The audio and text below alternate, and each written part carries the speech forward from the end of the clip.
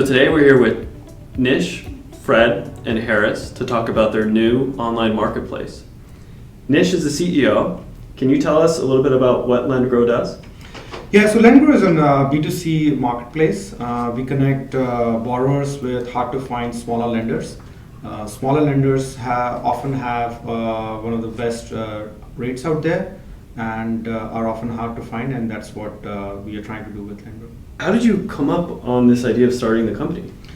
So I have, over past 10 years, I've worked at some of the larger lenders and smaller lenders. If you look at the larger lender space and how consumers have grown, a lot of these products are shopped online. And I saw this and built these businesses at places like Capital One and E-Trade. And then also worked at places like some of the regional banks like M&T and PenFed. And saw them struggle with some of this growth.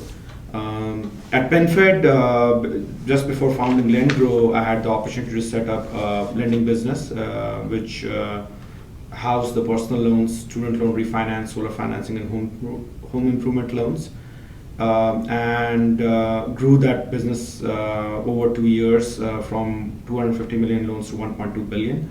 And there were two insights that came out of it. One was there was a lot of pent-up demand in the small to medium loan space. They were really hungry for growth, especially through online digital partners. And that had been overlooked by some of the current online marketplaces that are out there that you might have heard about, LendingTree and Credit Karma. And that's the white space that LendGrow is trying to fill. How did you decide or how are you going about connecting those borrowers with lenders? So the heart of LendGrow marketplace is a tech-enabled platform. It's basically right to the bureaus. So when a borrower comes in on our platform, in under 2 seconds, we can go to the bureaus and get a soft pull. When we bring on a lender, we know exactly their credit eligibility guidelines, who they can approve, what footprint they are focused on. And so in real time, we're able to match a borrower to a network of lenders. And then basically the borrowers from there goes on to apply at the lender for completing their loan applications. So Nish, tell me how you're different from the competition. Yeah, so I think we are different in three unique ways. One, we are very customer centric. We do not horse race our lenders. Unlike some of the other marketplaces, you won't see a list of lenders or a borrower would not see a list of lenders that they match to. We show them the best rates for different loan terms and offers. The second thing is we're very focused on smaller lenders. We believe local borrowers should go to the choices in their geography because it helps build long-term relationships, and they often get a better deal from smaller lenders. And lastly, I think the one big differentiation in our marketplace is a focus on AI and analytics, and it's a core component of the marketplace. So the smaller lenders, not only are they able to originate digitally, but also using the AI and analytics, they have the access to the same tools that the big banks and online lenders have. So Fred, you've served as the Chief Risk Officer for multiple banks, including PenFed Credit Union. Can you tell us a little bit about why the marketplace is important? In my experience with risk over the past decade, we've seen smaller lenders struggle with keeping market share as the online lender market grew. And then when Nish came to me with the idea, it seemed like a very, very good idea since I had been banking about 100 credit unions in one of my past banks. So it seemed like a very good idea, and I thought it was a great fit for me. What's LendGrow's target market? So we focus on banks between 100 billion and $1 billion, and there are about 800 lenders in that market with over $6 trillion in assets. Most of those lenders have liquidity that's available to put into our kind of loans. So who are your current lenders you have on the marketplace? So we focus on lending institutions between $1 billion and $100 billion.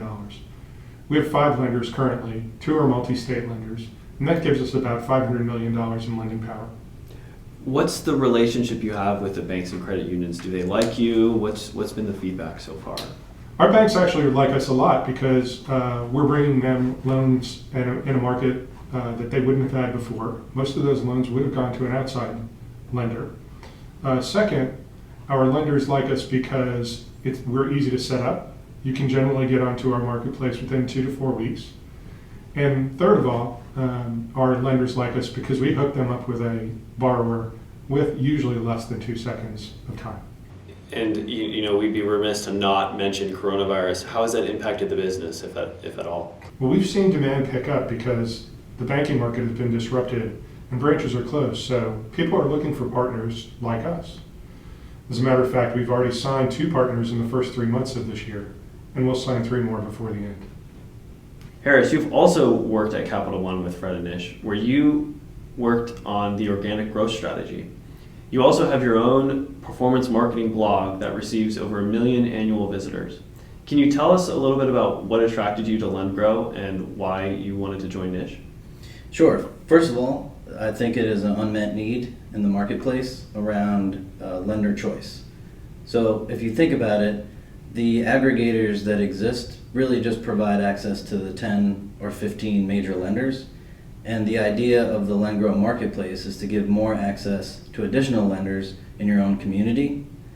Second is around that local community support. So people can find and leverage the credit unions and small banks within their own communities. And in the recent years, this has represented a huge shift in consumer habits. So local makers, local communities, local economies. This is a very purpose-driven company, and I like that. How have borrowers responded? Since our launch in March, we've seen average daily loan volume of about $5 million. And so now we're looking to scale up and bring on additional investment. And what are your expectations for the future, and where do you take things from here?